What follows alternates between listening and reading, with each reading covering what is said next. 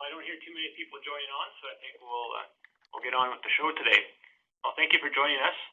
My name is Jason Edwards, and I'm a Forestry Adaptation Research Knowledge Exchange Officer with the Canadian Forest Service here in Edmonton, Alberta. I'll be your host and moderator for today's webinar. The webinar today is the second installment of a three-part series introducing the Canadian Council of Forest Ministers' approach to adapting sustainable forest management to climate change. These webinars are offered in advance of an upcoming workshop being held in Edmonton on January 29th to the 31st for provincial and territorial government representatives. We of course welcome all others who have joined us today as we highlight the third and fourth reports in a new Sustainable Forest Management Climate Change Adaptation Report series of the Canadian Council of Forest Ministers. Today we'll hear from Tim Williamson on a framework for assessing vulnerability and mainstreaming adaptation into sustainable forest management decision making. Tim will be followed by David Price, presenting on the use of scenarios in sustainable forest management vulnerability assessments. Today's webinar is being hosted by the Forestry Adaptation Community of Practice, or otherwise known as the FACoP. The FACoP is an online site dedicated to persons interested in climate change impacts and adaptation options for forestry in Canada. The purpose of this online space is to share information and best practices on current activities in the area of climate change vulnerability and adaptation assessment in Canada's forest. This webinar is being recorded and will be available on the FACoP site for future viewing. If you're not already a member of the site and wish to join, please send me a note and or contact Annette Moran, whose email is at the left-hand side of your screen in the chat box. Just a few housekeeping items before we begin. All lines have been muted and when you joined in on the conference. If you wish to unmute your line to ask a question at any time, press *6. The webinar program also has a chat option on the left-hand side of the screen for anyone wanting to type in a question for the presenters. And then today we're hoping that everybody can dial into the conference line as we've had some audio issues over the last webinar, and if you're using the speakers from your computer. So if you haven't done so already, the number is on the left-hand side of your screen as well, and if you can just dial in. So without further delay, please let me introduce our first speaker, Tim Williamson.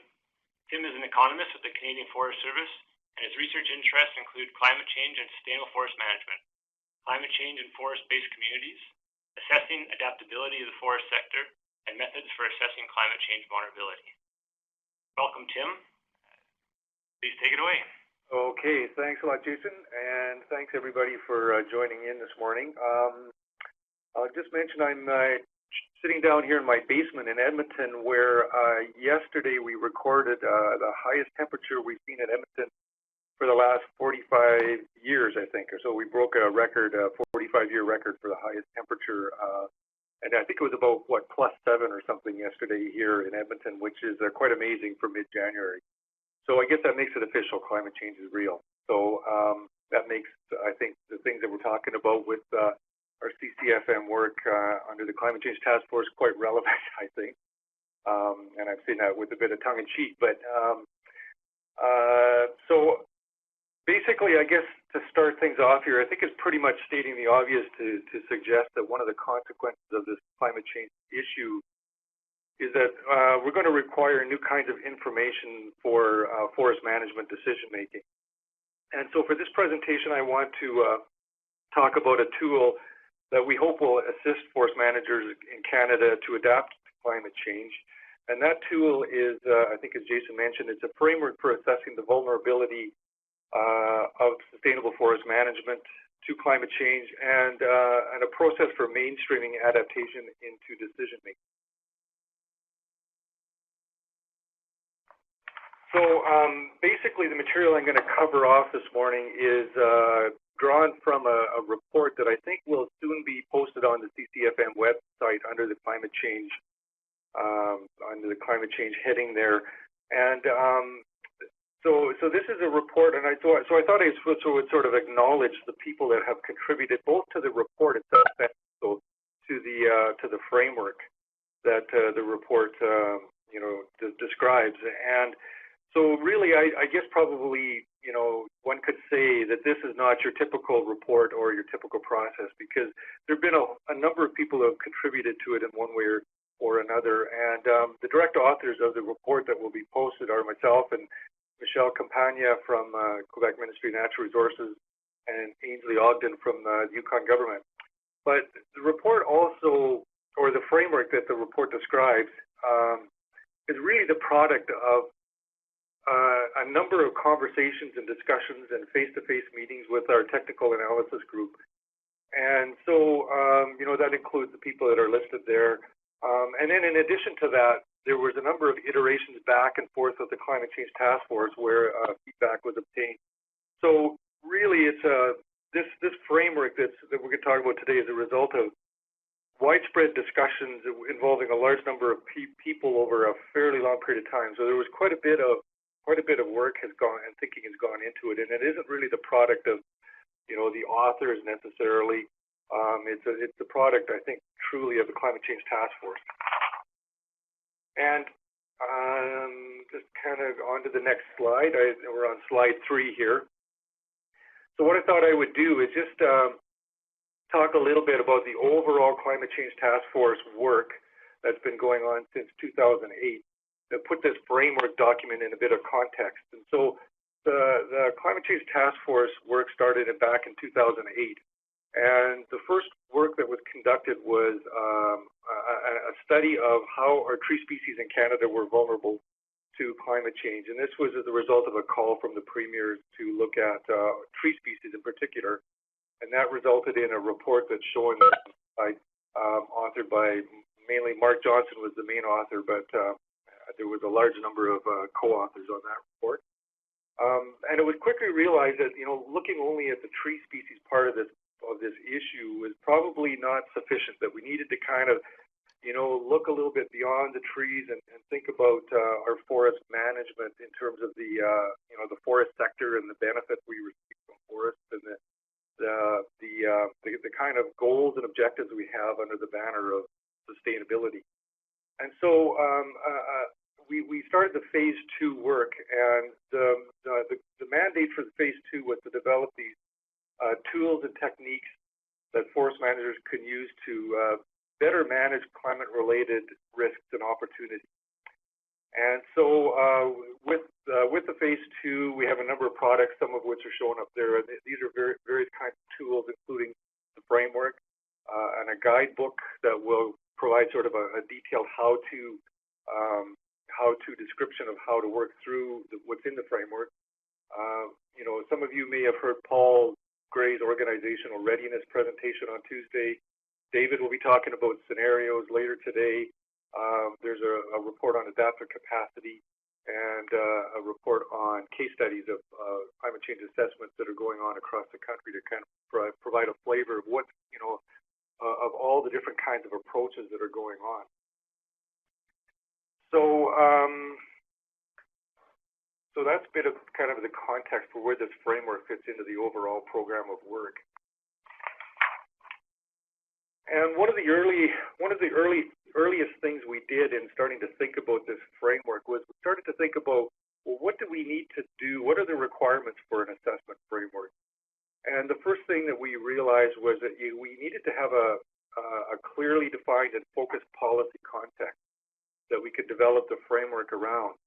And what seemed obvious to us for this kind of work, which is sort of at the national level, was to think about how climate change affects sustainable forest management as a goal of our forestry endeavors in Canada. And so we adopted the definition of sustainable forest management as it's described in the CCFM criteria and indicators work. And I'm pretty sure you'll all recognize the criterion that are part of that criterion indicator framework. And so what we have done is built a framework around these various criterion in terms of trying to understand how we are vulnerable to climate change in the context of each of these criterion. For example, how is forest biodiversity vulnerable to climate change? How is ecosystem condition and productivity vulnerable? And so that's kind of really at the core of the framework, is these sort of management objectives as they're described by the CCFM criteria. I think it's important to recognize also, though, that this may not be, this is not the only definition of sustainable forest management Canada, and or the only sort of way, the only sort of set of management goals that we might be following. So, what I want to mention is that although the framework sort of uses these as the context for assessing, or as a policy context, it's possible to substitute other policy contexts or other definitions of sustainable forest management into the framework. So, where you see this list of things as being the policy context for the framework, I don't think we should sort of look at that as being the only context for the application of the framework. There are it's certainly very easy to replace these criteria with different management objectives or different criteria.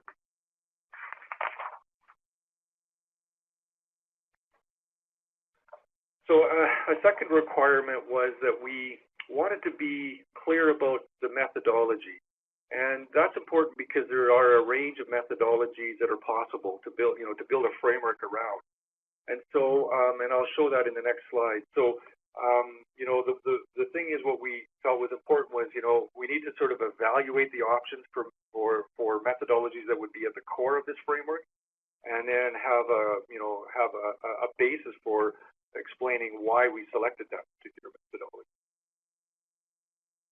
So again, the range of options are there on the left-hand side for assessment methodologies, and they include things like a vulnerability approach, resiliency analysis, various kinds of impacts assessment, risk analysis, or combinations of those things. And then, paralleling that, there are different kinds of approaches that can be used to populate information to support those kinds of analysis, including expert-based, experience-based, qualitative information collection, or very science-based, or assessments that are based on just internal resources only versus sort of bringing in outside resources, and on it goes. And so really at the end of the day, the assessment requirements in terms of selecting a methodology and approach really depend on who the client is, what their preferences are, and the question that you want to answer with the assessment framework. And so, we kind of thought a lot about, what are the main considerations in terms of selection of a methodology that would be at the core of the framework. And one thing that we felt was important was that, the framework needed to provide a really logical way of organizing all the complex and multifaceted climate change impacts related information. So it should have, the framework or the methodology we selected here needed to provide a way of sort of bringing that all together in a fairly simple, direct way. And we needed a methodology that allowed us to look at a range of different types of impacts in a consistent way, so that we could kind of consider the biodiversity factors and the the economic benefits from forests, and look at the impacts across the range of those kinds of goals and objectives in a consistent way.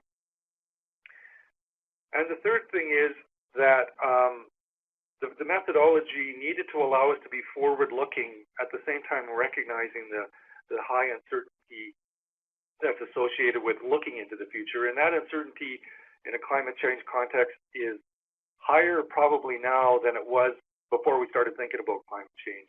So the uncertainty is becoming magnified, but at the same time, the need to be forward-looking is also increasing. So you've got sort of that kind of double-edged sword a little. So we needed a methodology that allowed us to do that, but at the same time allowed us to take account of the uncertainty associated with being forward-looking. And we also thought it was important that the methodology would take account of the adaptability of the management system or the organizations that are responsible for management. And so that is basically what's the adaptive capacity, the capacity to adapt to climate change. And in addition, we felt it was important that we had a methodology that was general enough that it could be scalable and it could be applied in different jurisdictional contexts. So this framework is something that we would see as not sort of cut in stone, but it would be something that would be very malleable and that could be sort of taken and adapted and adjusted to a particular context in a fairly straightforward and easy way. We wanted the framework or the methodology to be useful, relevant, and practical, obviously, and something that would be fairly easy to understand. Sort of conceptually, it's easy and not overly complex. And we wanted a methodology that was, to the extent possible, consistent with international and national assessments of climate change impacts. So on to the next slide. We're on slide 10 here now. Taking account of all of those factors, where we landed as a choice or a selection for a methodology was the vulnerability approach. And so the vulnerability approach is something that's, it's been really evolving and changing significantly over the last 20 years. And there's sort of the most current versions of that is something called an adaptation policy assessment. And for anybody interested, there's a paper by Fusel and Klein in the journal Climatic Change, I think 2006, that kind of goes through the evolution of this methodology and describes sort of the most recent version, or the version that we're trying to reflect in our framework. And that basically has four main components. The exposure to climate change is basically what's the current climate and what do we expect the future climate might be, or what are the scenarios of future climate, and combining that with the sensitivity of our SFM system, what are the potential impacts? So exposure and sensitivity, you combine those two things to estimate potential impacts. And that, contributes to being able to identify sources of vulnerability. But the second thing is that adaptive capacity also contributes to vulnerability, in that if we have a system that has high adaptive capacity, it will tend to be less vulnerable versus systems that have fairly low capacity to adapt to shocks, in which case vulnerability is higher. So there's these trade-offs between the potential impacts and the capacity of a system to adapt that contribute to vulnerability. And then once that information is known, once the sources of vulnerability are known, that information again can feed back into deciding on adaptation. And then adaptations in turn then will tend to either reduce sensitivity to climate change or change the adaptive capacity, possibly build adaptive capacity. So this idea of vulnerability is a bit cyclical. It's ongoing, and it's continuously changing as a result of decisions we make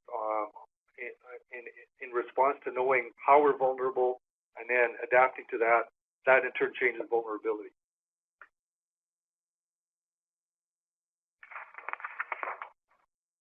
So really those first few slides there were just mainly to kind of talk a little bit about the underlying theory, the rationale for the methodology, and what the basis for this CCTFM assessment framework are in terms of kind of the concept.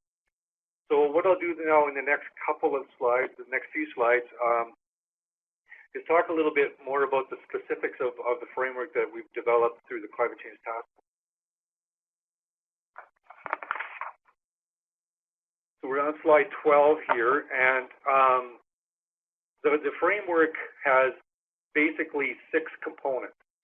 And I'll go into more details about each of those components in the next slide, but just a quick snapshot of each one. The component 1 is about providing context, or basically it's about looking at the what, the why, and the how of undertaking an assessment.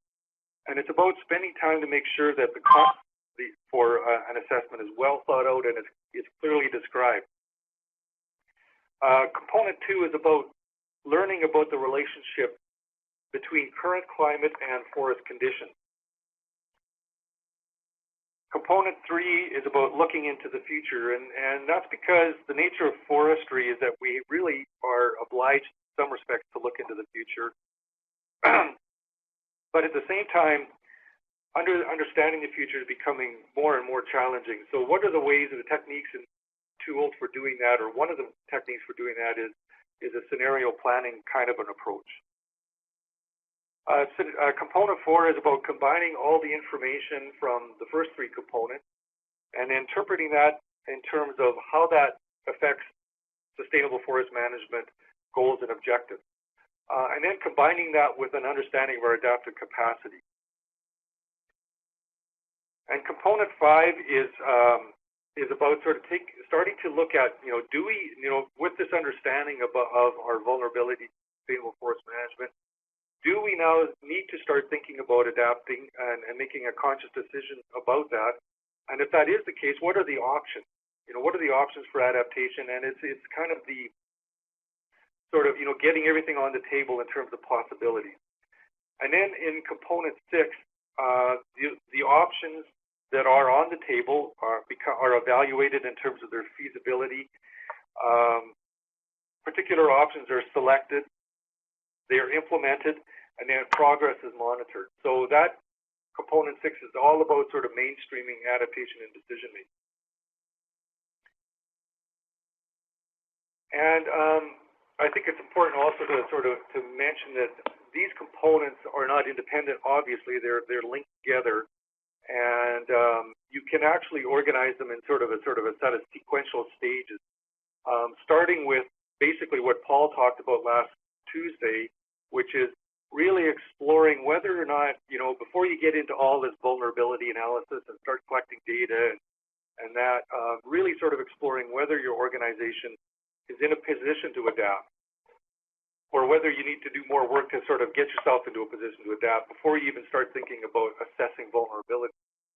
And then in stage 2 is the sort of the pre-vulnerability analysis, where you think about your assessment requirements, you look at that current climate forest condition relationship, you start to collect data on climate scenarios and evaluate that in the context, or evaluate what those climate scenarios in terms of what they might mean for forest conditions in the future.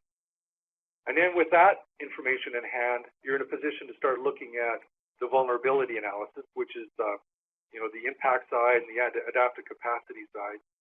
And then from there, you move into the identifying options for adaptation, and then into implementation.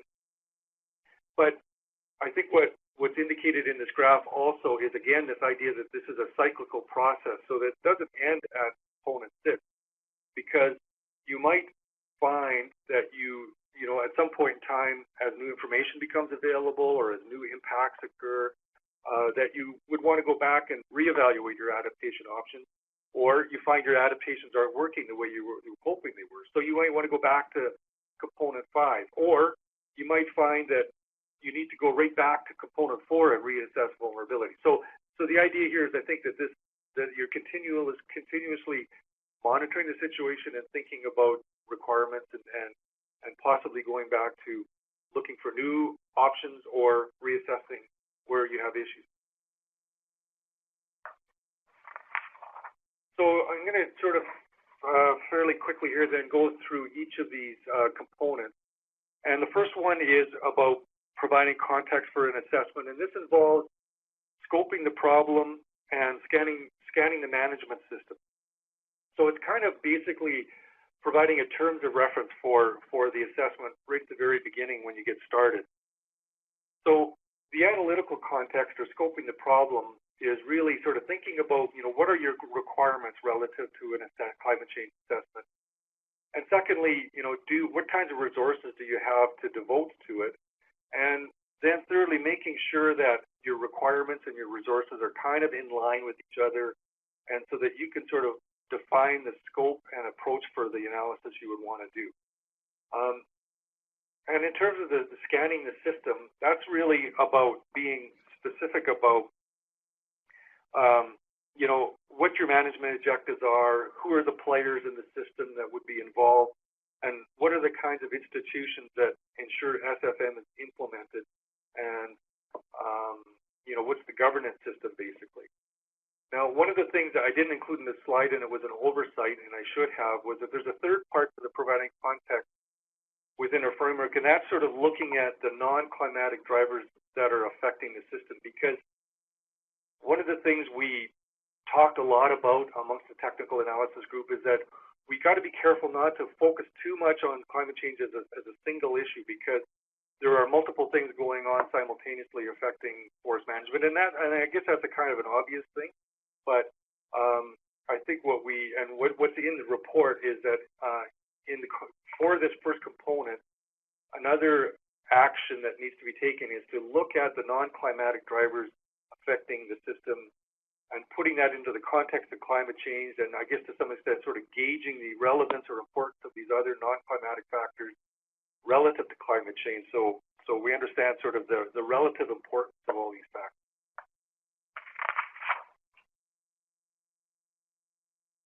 And the second component is about current climate and forest condition.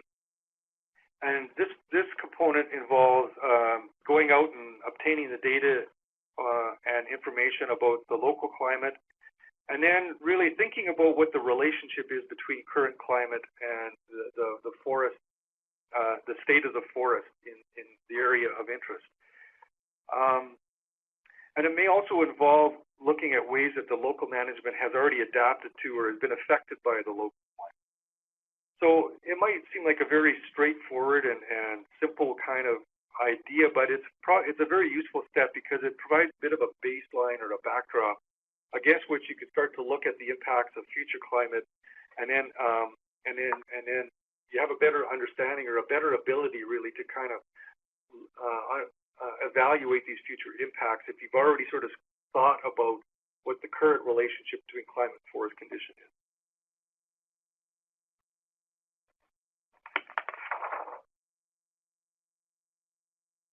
And then the third component is about scenarios. And I guess it kind of goes without saying that the future impacts of climate change could have important implications for our management today, and that's always been the case.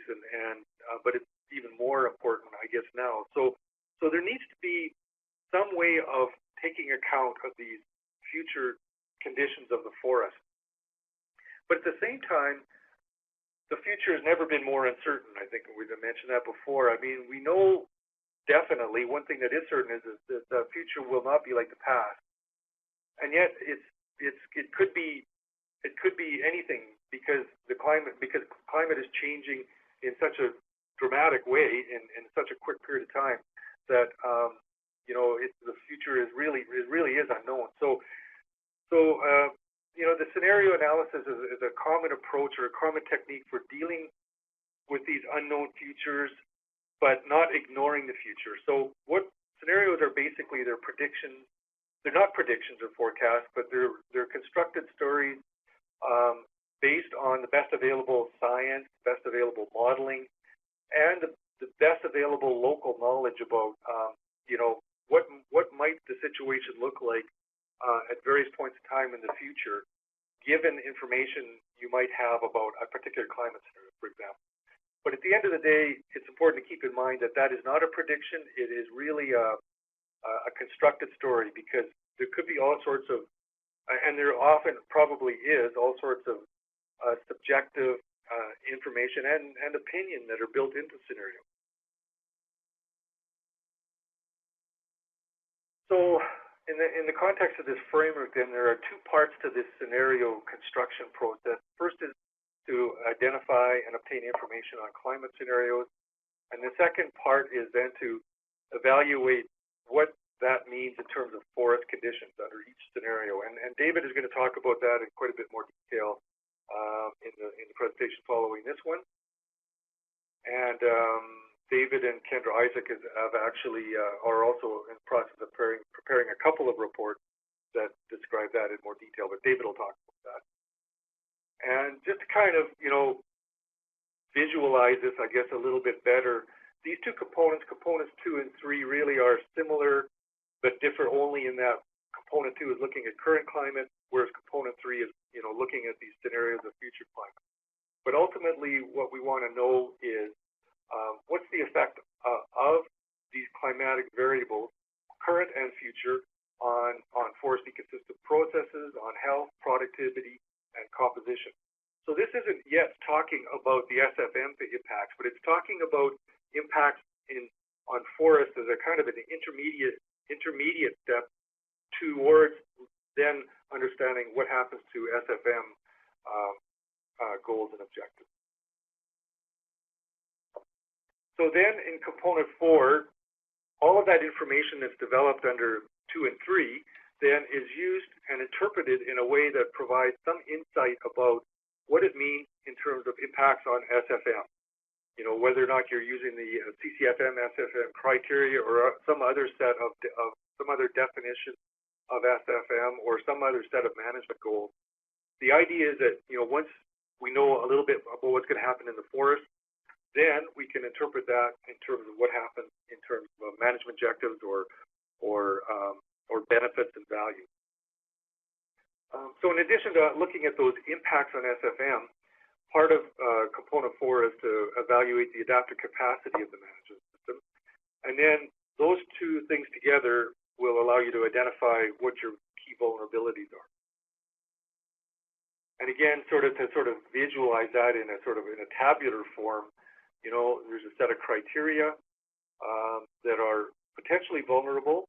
There's potential impacts that on the individual criteria that come from the impacts on forests. There's an analysis of adaptive capacity, and that's done under the context of a current climate scenario. And it's also done under the context of, you know, 3, maybe 4 different future scenarios of the future. But what you would not do under these scenarios of the future, you would not re-look at adaptive capacity, because that's only done, you know, based on the present system. So these scenarios of the future, you would be looking strictly at sources of vulnerability to these criteria. And then, you know, the measure of adaptive capacity is based on, you know, the current system. So, I mean, and this is just really basically showing the link between components 2 and 3, effects on forests, and then the vulnerability assessment, where you start to identify sources of vulnerability based on how those forest impacts affect SFM criteria, you know, et cetera, et cetera.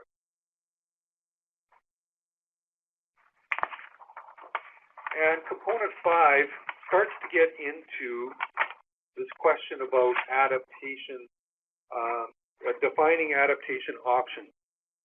And so obviously, with that information you obtain on the vulnerability, that should inform you about what some of the adaptation requirements are. And from that, then you can start to think about, you know, do you need to adapt? I mean, do you sort of in a general way think that some kinds of actions are needed to adapt or adjust your system to minimize the potential future impact?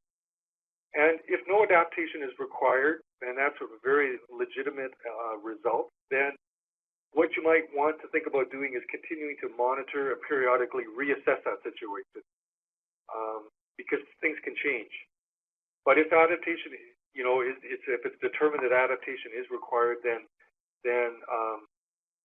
you know, you need to start moving forward and thinking about what the options are, what kinds of options are available. And then with a set of options, then in component 6, you start to look at them in terms of their potential effectiveness, their feasibility, the costs, the benefits of adaptation options. And based on that kind of assessment, you start to think about selecting and maybe implementing a set of recommended adaptations. You know, maybe you start slow, maybe you don't. But the idea there is that you've kind of gone through this whole procedure of evaluating and assessing feasibility and effectiveness. Then once you know the adaptation options become implemented, you want to evaluate the performance of those adaptations. And possibly at some point in the future, there's going to be a need to modify the adaptation, bring in new adaptations, or maybe even you need to change your objectives. So this monitoring is a kind of a key part of this idea of implementing adaptation and mainstreaming adaptation into decision making. And so, you know, this kind of graphic here is really trying to integrate all of these 6 components into what you might consider to be a sort of the ideal adaptation system. And so it includes the pre-vulnerability analysis and, you know, the analysis of the detailed analysis of vulnerability. Then goes through a process of identifying adaptation options, just as was described in the component part earlier. looking at whether or not they're feasible and justified, implementation, evaluation of the performance of the adaptation, regular monitoring to see if you're on track, and if you are on track, maybe you need to go out and kind of reevaluate adaptations and modify them, or modify objectives, and that takes you back up to various parts. So this is a continuous process of thinking about climate change and its impact on the system, and whether or not you are where you want to be in terms of minimizing its effect. Now, and occasionally there will be new knowledge, new learning, and new insight, and then that will sort of change the whole picture in terms of how you might be impacted or what you might want to do about it. So and then you go back up to the start of this process, go through it, and I guess although this looks like a bit kind of a cumbersome and complex thing, it's really probably a fairly common way that decisions are made. And so what this adaptation system does is it applies kind of principles of structured decision making, which we kind of do on an ongoing basis anyway, in terms of identifying objectives, finding the problem, and assessing options. But in addition to that, it applies principles of adaptive management and decision making under uncertain conditions. And with the climate change, that's a sort of a key challenge, I guess, is to be able to continue to make decisions given these uncertain conditions that we face. And it also is sort of integrates a scenario planning approach, which is needed in cases where the future is important for decisions today, but we face these high uncertainties. And so this is really just sort of trying to show how all of these components are integrated and linked together. So that's pretty much the overview of the framework. I guess I just wanted to mention a couple of things really quickly in closing. I think the first thing is, as I mentioned before, and Jason, maybe you can confirm this, I think we are expecting the report of the framework to be posted fairly quickly on the CCFM website. And the other thing is that Jason is actually in the process of working on a detailed guidebook that takes this blueprint, I guess, in some ways, and then develops a sort of a how-to guide about how you might apply it in specific context. There's also a number of other supporting documents that are going to be posted that link in with this framework, including, for example, the organizational readiness approach that Paul talked about, scenarios that David's going to talk about, adaptive capacity, and I guess that's about it. So that's pretty much it, and happy to address any questions if we have time. Well, thank you very much, Tim. You are right in that we will hopefully be posting the first 4 reports to the CCFM website any moment. Should be coming up. We were expecting them last Friday, hoping they'll be out by tomorrow, this Friday, if not by Monday at the latest. I will unmute the lines now, so if anybody has a question or two, we have a short moment to address those, and then we'll move on to David's talk. The conference has been unmuted. Le mode discrétion a été enlevé de la conférence. So yeah, the lines are open now. If anybody has any questions, just forward them on.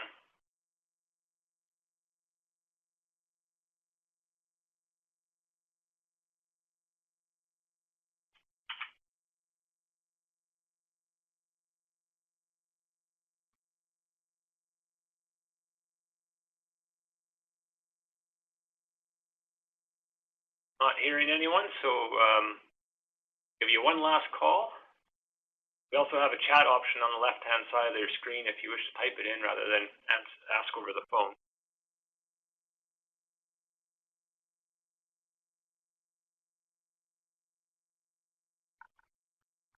All right, well, thank you very much, Tim. Hey. And I'd like to introduce our next talk by David Price of the Canadian Forest Service, also out of Edmonton, Alberta. David's a climate scientist here, and who works on climate modeling and vegetation climate interaction models. And he'll be discussing today an area he has just been delving into in the last few years with Pender Isaac on scenarios for vulnerability assessment. Thank you, David. The conference has been muted. La conférence a été mise en mode discrétion. Unmuted.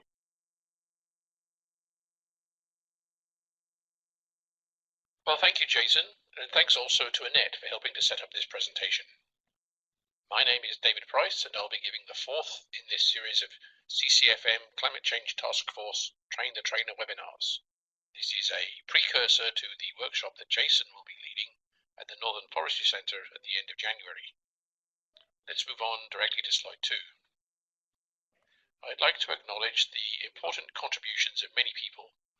First and foremost, I must recognise Kendra Isaac, who has been a persistent and patient friend and collaborator in this work on scenarios for vulnerability assessment of SFM over the last couple of years or more.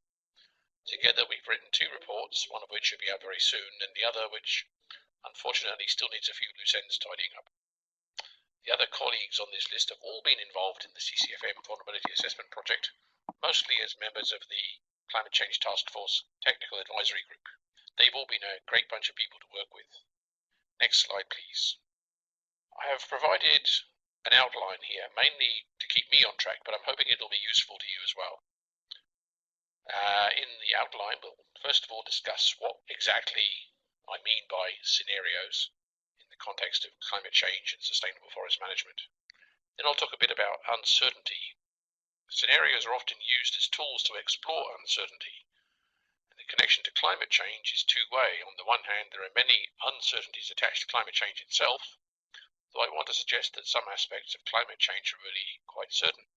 On the other hand, climate change is a cause of many uncertainties when it comes to planning how to manage forests in the future. Next, I want to talk about how scenarios are relevant to sustainable forest management, recognizing that although forest management units are typically small areas of land, they are affected by and quite possibly vulnerable to global phenomena, so they have a global context. Then I want to talk briefly about how one might create and use scenarios for sustainable forest management vulnerability assessments, but we're not going to go into the details. That's for the workshop. And then finally, I'd like to provide a few examples or case studies of how scenarios have been used to investigate impacts of climate change in forestry situations, and I'll wrap up with a few samples of some further information that should be useful to the workshop. Next slide, please. So moving right along, what are scenarios? Well, they are stories about the future. Another term that's often used is they are thought experiments. Scenarios are plausible, but they are not necessarily likely. They are based on simplifying assumptions about the system of interest. Scenarios may be quantitative or qualitative in nature. We'll go into that in a bit more detail in a minute. Scenarios can be developed for global scales, to regional scales, or to local scales. Scenarios are used widely in decision-making to explore the effects of uncertainty. And there's a quote that I quite like. Peter Dunker and his group put this together a while back in their Forest Futures project. Scenarios are images of the future that challenge current assumptions and broaden perspectives.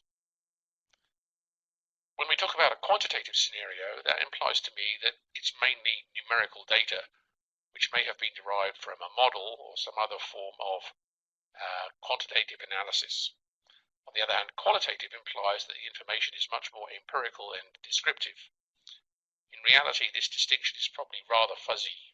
For sure, there can be qualitative scenarios that are presented as quantifiable data, but the origin of those data may not have been a numerical model.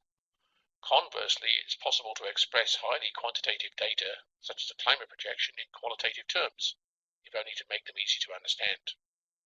For example, later on, I'll be talking about climate projections that I used in an analysis, referring to them as simply as cool and dry, warm and dry, and warm and wet. Next slide, please. So, how are scenarios useful? Well, in the context of sustainable forest management, they are a key input to vulnerability assessments, as Tim Williamson probably already showed.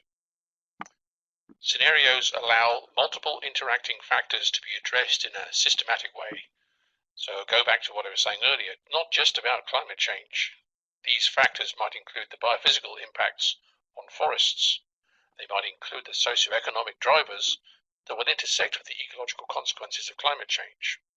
We want to be able to evaluate these in some way. Scenarios are useful because they can be developed by anyone, and that means researchers or managers or community members. Next slide, please. So now we should be on slide 7. Storylines and scenarios. Storylines are the basic ideas from which scenarios are created. They're the what-if statements about how key factors may change in the near future. For example, how much will the climate change, and how will society evolve over the next 50 or 100 years? Scenarios are the specific implementations of storylines.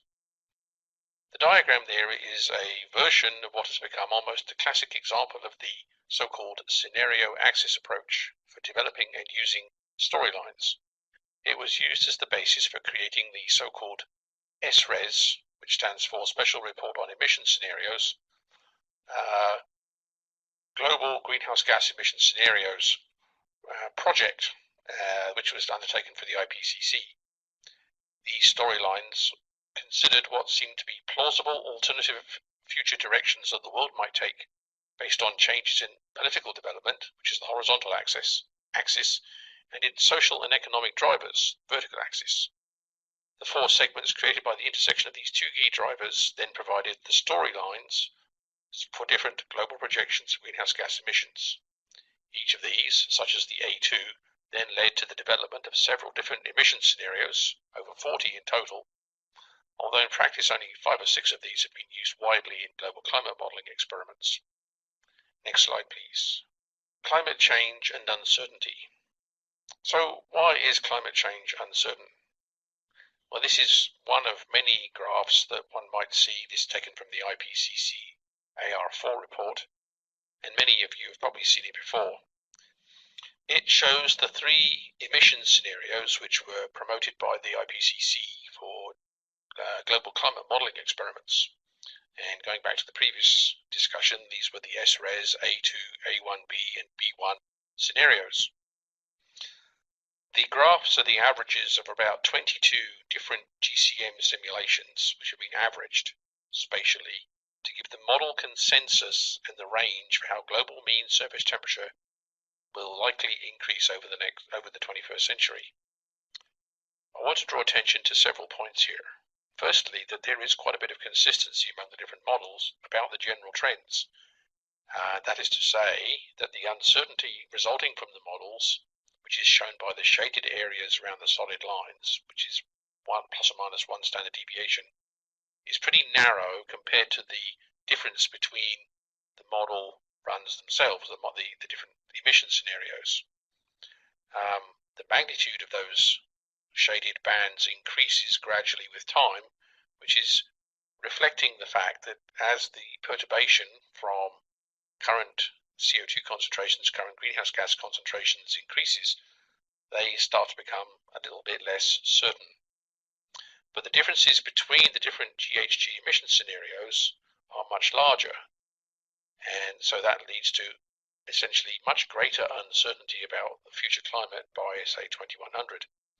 This uncertainty is basically due to our inability to say what human beings will do over the next 50 to 100 years about greenhouse gas emissions.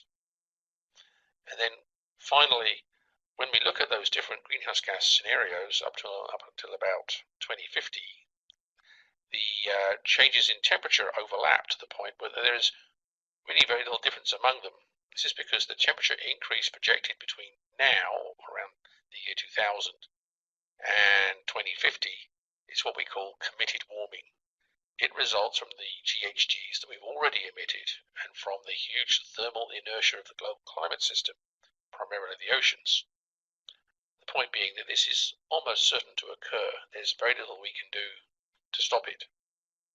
Next slide, please. So that means that we can be very certain about some things. For example, we can be certain that the global human population will continue to grow. And even if some horrible catastrophe occurred This will not change some of the predictions about the future climate. These still remain virtually certain, i.e. the global climate will get warmer on average, and according to work that I've done, I think we can expect to see an average increase of at least 2 degrees in annual mean temperature in Canada by around 2050. That's sort of across trans-Canada, well, certainly within the forested regions of Canada. At the same time, the global rainfall will increase on average, and we will certainly see average increases in precipitation in Canada, with the largest percentage increases occurring in the far north. On the other hand, it's also pretty certain that droughts will become more frequent. And the reason for that is that although the rainfall may be increasing, it's increasing as a second order consequence of the increase in temperature, and that increase in temperature will also increase evapotranspiration rather more than it will increase precipitation. So the net effect will be longer or more intense, more frequent droughts. And finally, we can also be pretty confident that sea level will rise as a result of the warming. Next slide, please. What we can't be certain about then are things like human behavior, and particularly how will the global economy grow, what kinds of technological developments are just around the corner and which might have some huge impact, and hence we cannot really make any strong projections about how greenhouse gas emissions will change.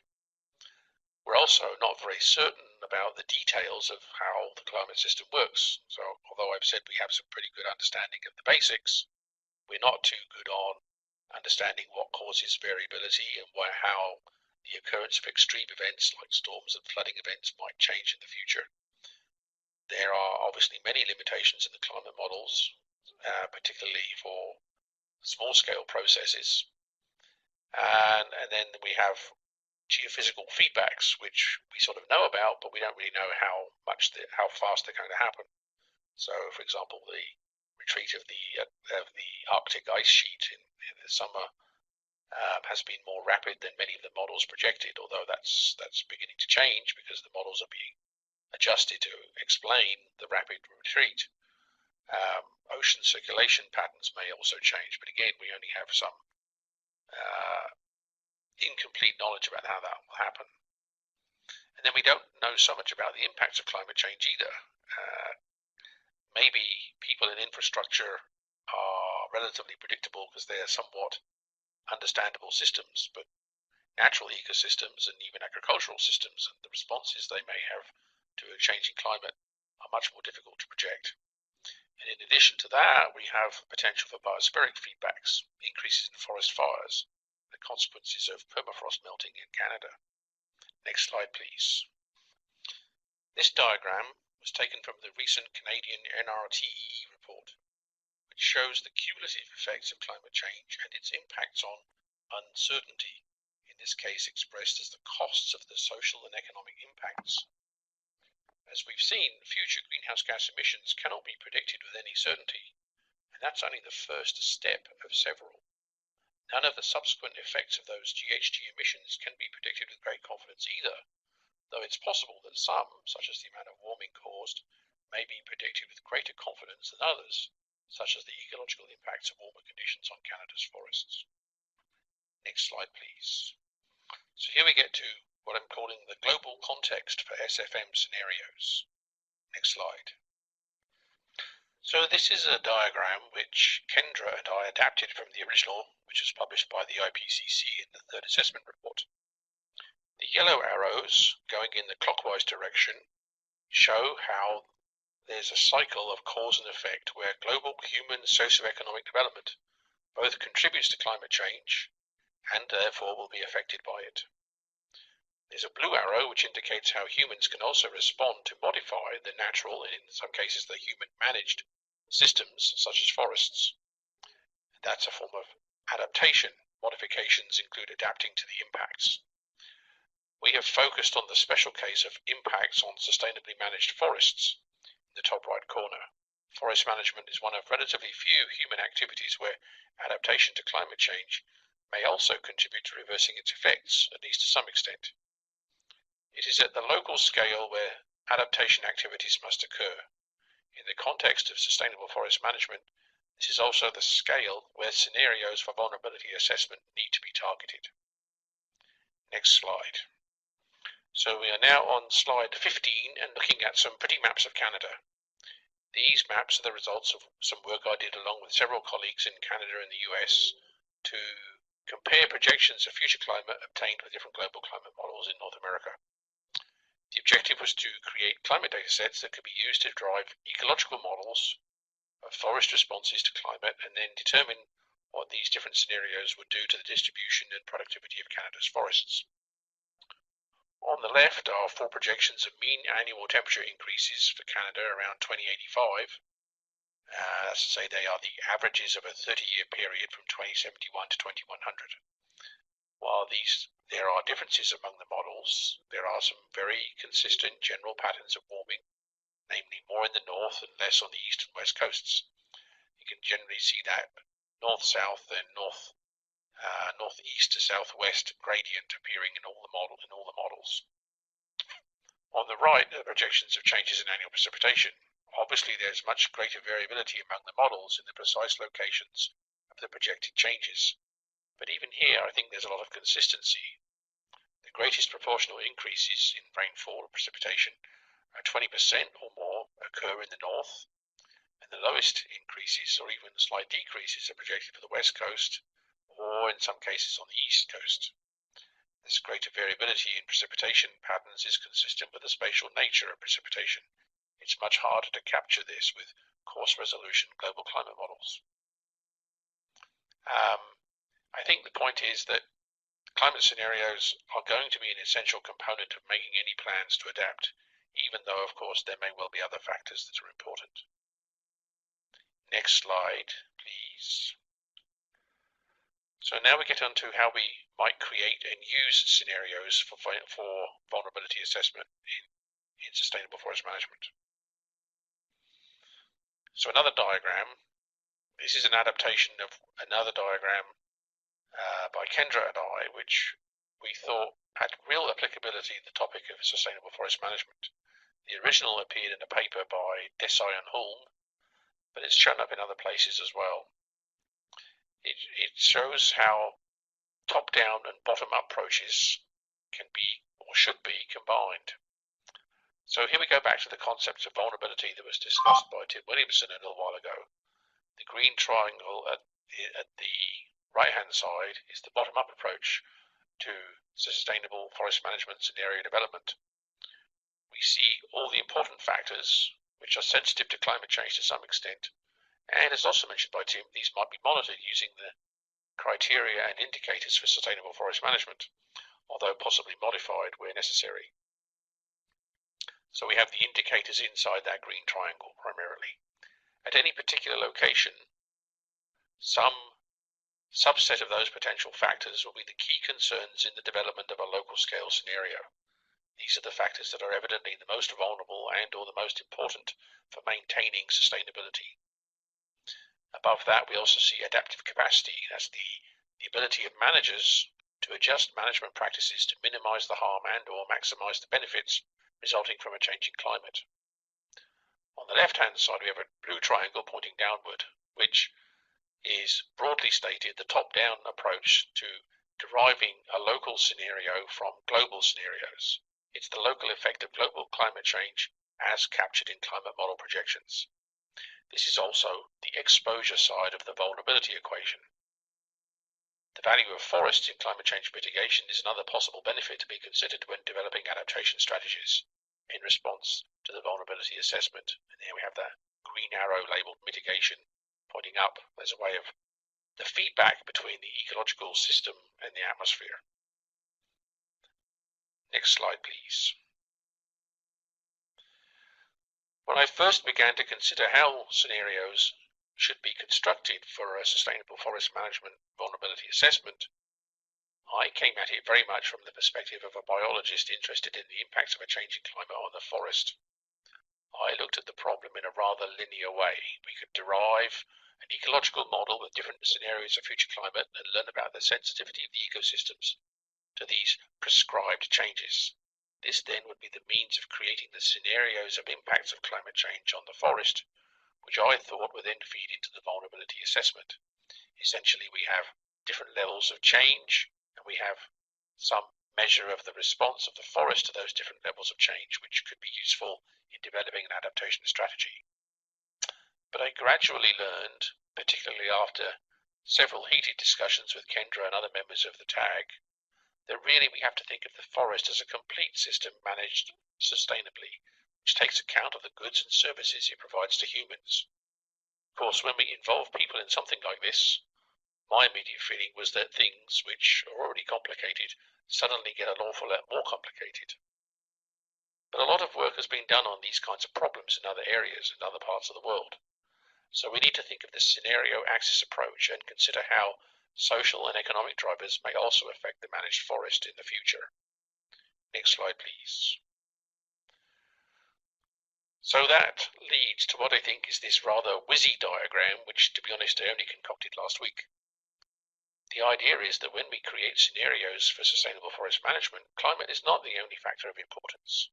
The scenario axis approach is applicable, and the potential for many more scenarios, which account for multiple factors, becomes obvious.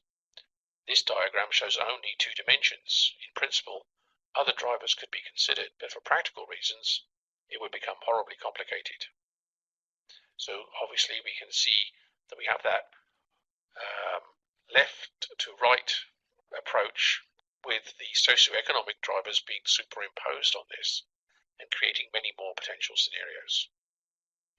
When I get to talk about the case studies, I'll draw attention to two examples where the researchers who did the work have addressed this multi-dimensional problem, but in different ways. Next slide. So, where does this leave us? Well, here's a slide about participatory scenario development, and some of you may even recognize some of the people in that picture. The idea of participatory scenario development, or PSD, is that it's driven by the local stakeholders, the forest managers or the community leaders. And essentially it's about having conversations, brainstorming. What are the key local concerns that need to be addressed? How do these interact with climate change? It's an opportunity to invite experts to provide their expertise, for example, to get the global perspective, to provide knowledge about global climate scenarios, for example. But at the same time, we want to have the local stakeholders buy into the process of making those scenarios. They have to be involved in deciding what factors are important in order to build the scenarios of the future, taking account of those important factors. Participatory scenario development allows the potential impacts and adaptation options to be discussed. So where does this leave us? Well, when we think of developing and using scenarios for vulnerability assessment, I think we have to think about the important factors that make the system vulnerable. We cannot assume that climate change is the only or the most important concern. It might be, but we need the participatory approach to be sure about that before investing too much time and money going in a less than optimal direction. So the stakeholders, whether they be forest managers, researchers, or local community members, must have the discussion, they must have the conversation and decide collectively how to integrate the local concerns into the concerns about climate change. If climate change is an important driver, and I'm sure it will be in many situations, then we have to use the expertise and knowledge that is available. But let's not ignore the important local drivers, such as changes in community demographics, or the regional demand for local forest products, or the possible effects of a global economic shock on the industry which provides most of the local employment. Adapting to change and developing flexible adaptation strategies means being prepared to respond to a wide range of possible scenarios. Next slide, please. So let's go on and look at a few examples. These are examples of scenarios that have been used to assess the potential impacts of climate change and other factors on Canadian forest systems. And that's a bit of a stretch, actually, as you'll see. Two of these case studies are national in scope, whereas two are much more local scale. And I guess I should make the point that none of them are really specific to vulnerability assessment of sustainable forest management, because there really are very few examples of vulnerability assessments having been done in Canada at any rate. Next slide. So the first example I want to talk about is the Miller Western study for the Whitecourt Forest Management Agreement area in Alberta. This, of course, is a local scale assessment, and it was done mainly bottom up. The scenarios, therefore, were constructed by experts in collaboration with the local managers who looked at a whole bunch of different important factors, including climate change, but they were concerned about the effects of wildfire, the possibility of wildfire occurrence increasing. They were concerned about population growth in the area causing pressures on the woodland systems, and also oil and gas developments, obviously a very big issue in Alberta today. So in fact, in their analysis, they used only a single climate scenario, but they had multiple factors involved in their analysis, and I think in fact it was a total of 9 different scenarios which looked at other factors such as the wildfire occurrence, population change, and so on. The next study is also local in context. It was Van der Hoof in BC, a community scale study which I was involved in with Tim Williamson and others. In this case, I'd say this was a combination of top-down and bottom-up scenarios. We, the experts, or alleged experts, constructed most of the scenarios. In this case, we looked at a number of different effects of climate change, and there was a very strong attempt to link the biological consequences of climate change to timber supply. And there you can see a diagram that shows there was not just a two-dimensional, but really a three-dimensional representation of the interaction between global climate change and socioeconomic effects, as well as biophysical effects. In that study, I was involved in generating projections of impacts on the forest. And my approach was to use a model driven by different climate change projections, and we were able to show that with differences in the future climate, we would actually get some significant divergence in the projection of forest change.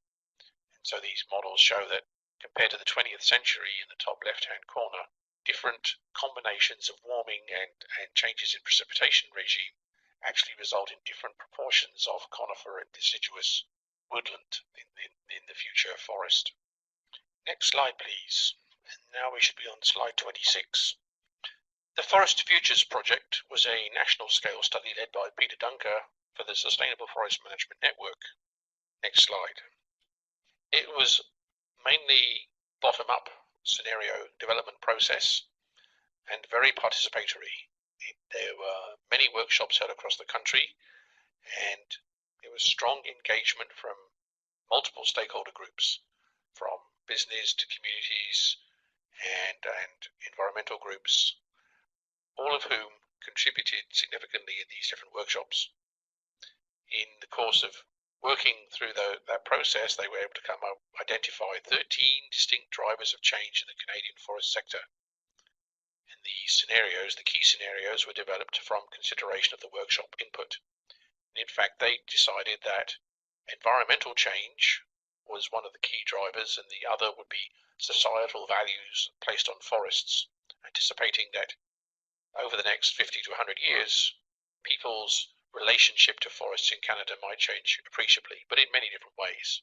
So we ended up with 4 storylines there, as you can see in the 4 corners of that diagram. Next slide, please. The final study we considered was the National Roundtable on the Environment and the Economy, which obviously was national in scope. It had a combination of top-down and bottom-up approaches to scenario development.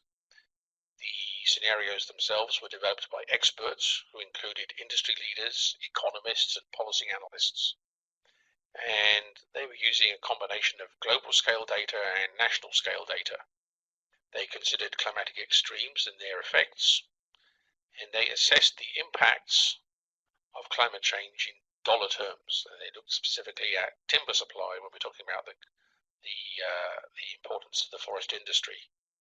They used the scenario axis approach and investigated the interacting effects of low and high scenarios of climate change based on the SRES A2 scenario, and slow and rapid rates of socioeconomic change. and essentially produced 4 scenarios which provided the basis for their analysis. Next slide, please. So to finish up, I just wanted to summarize some possible resources that might be of use for scenario development work. And I see I'm running out of time, so I'm going to skip the 3 slides that I had prepared. Next slide, please. Slide 30. So I did mention the report. That will have a fairly detailed discussion of the philosophy about scenarios, how they can be used, how they can be developed. But I also want to draw attention to the appendices of that report. The first appendix, Appendix 1, is on sources of climate data and climate scenarios. And there's a review of forest models that might be useful for running simulations driven by climate scenarios in particular. And then the third appendix is an inventory of socioeconomic scenarios, which we've split into global scenarios and then national and regional scenarios. Next slide, please. So in a fit of shameless self-promotion, I'd like to draw attention to a pair of reports that were both released around the end of 2011, which summarizes work that I did with some colleagues, including Dan McKenney from the Great Lakes Forestry Center and Linda Joyce from the US Forest Service.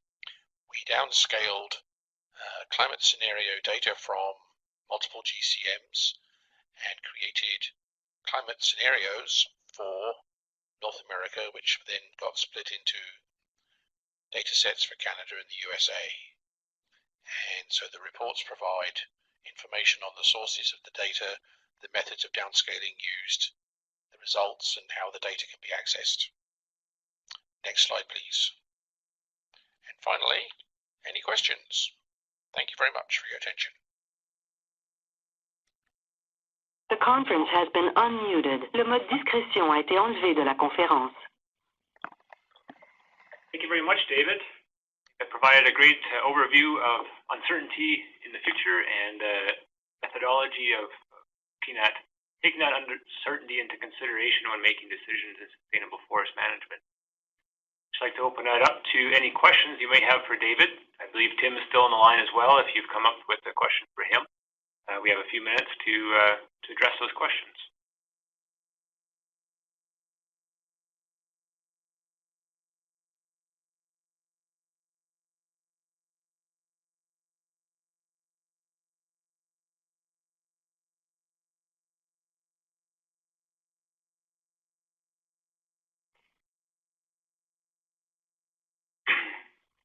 I'm not hearing anybody, so I'm hoping that the lines are unmuted. If we have any questions, I will give it one more moment. I see that we also have the chat option available. If you aren't getting through on the line, you can type in a question.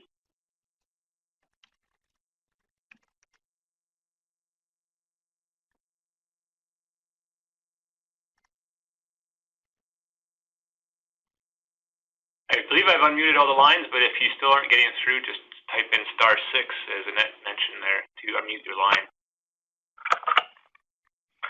Hey, David. It's Brian in the Northwest Territories. I really enjoyed your presentation. I just had a quick question on the scenarios. I appreciate the science you're sort of digesting for us. If you were using these scenarios operationally, do you think there are any challenges or sort of professional responsibilities that we have on how conservative we should be on using, like, are there ethical sort of professional misconduct things if we use an inappropriate scenario? I'm not sure how it would be inappropriate if we're using data, or you're using data from a reputable source. Like you.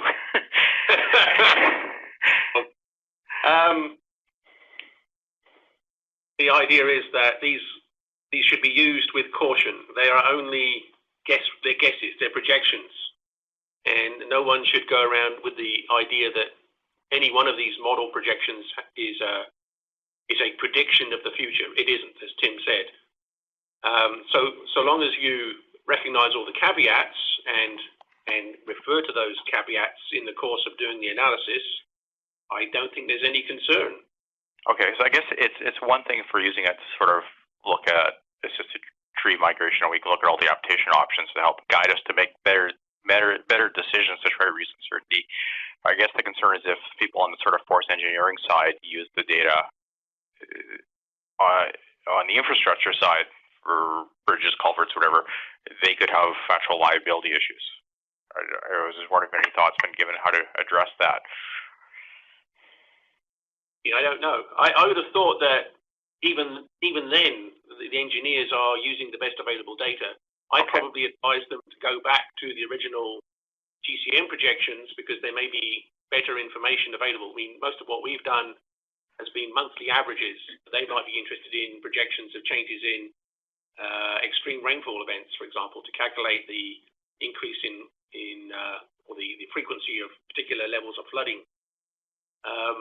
But these engineers presumably have their own code of practice, which has their own liability built into it. So it's the same for foresters. I guess I'm not sure for forestry associations across the country if this issue has been actually looked at yet. What your professional responsibility is as far as climate change. So, but I appreciate your feedback on that. Thank you. So it's Mark Johnston here. I have a couple of further comments to address that question, Brian.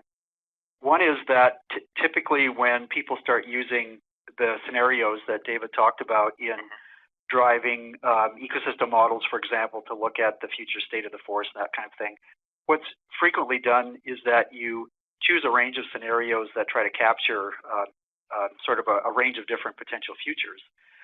And so you might choose one that shows relatively little warming and one that shows quite a bit of warming.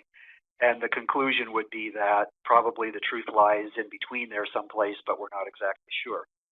So that's one aspect of it. And going to the idea of professional liability and how you would deal with that, I think another approach in general to looking at future conditions and what adaptation options are out there is this idea of no regrets.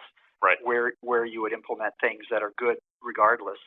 And so that's, I would say, inherently a conservative approach to implementing adaptation options, but would probably be, if you're concerned about liability and safety of decision making, that would probably be the best route to take.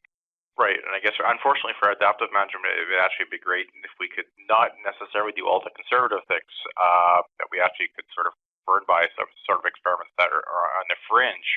But there is a liability there, I guess, if bad things happen to that particular ecosystem. Right, but that gets in, I mean, this is a long discussion, but it also gets into this topic area of developing policy environments that are robust, to a wide range of different potential outcomes. So that if something goes a little bit different than we expected, the whole system doesn't fall apart and break. And, that applies to kind of liability around decision making as well as to a bunch of other things. So if you have a policy environment that accepts a little bit of risk and recognizes that every decision isn't going to be perfect every time, then you're going to be in a lot better position. Great. Well, thanks. Mark? Yes, sir. Yes, thank you, Mark. Thank you, Brian. I think that'd be a great question to post on the Forest Adaptation Committee of Practice, either as a forum or as a question. Definitely opens that up to a much broader audience, and all opinions are welcome on that site. So by all means, go ahead and put them forth. If I might add my 2 bits into that as a moderator, I guess when it comes to professional liability, in my mind, is that if we continue to do the same thing as we've always done it into the knowing that the future is not going to be like the past, we may also walk into some liabilities there. So just converse. The head in the sand is worse. So, anyways, great, thank you for that. And if there are any other questions, by all means, we have a few more moments. Hi, this is Cindy from Revelstoke. If I could add to that conversation. Sure, Cindy, go ahead. Hi all. I want to point out that the Engineers Canada has been on this one in terms of professional responsibilities from very early on, and they've been hosting workshops around the country. Here in BC, the professional engineers have actually had a task force. They had a task force about 5 years ago, and they now are working on professional practice guidelines, and they are including climate change in any updates of guidelines that they're doing. And in professional foresters, we just created a task force here, or a committee of some kind, and they are working on bringing climate change into the forest domain in a big way. Thank you, Cindy. Very good, thanks. And we have booked up until 10:30 Mountain Time or 12:30 Eastern Time, so if you want, we have a little bit more time.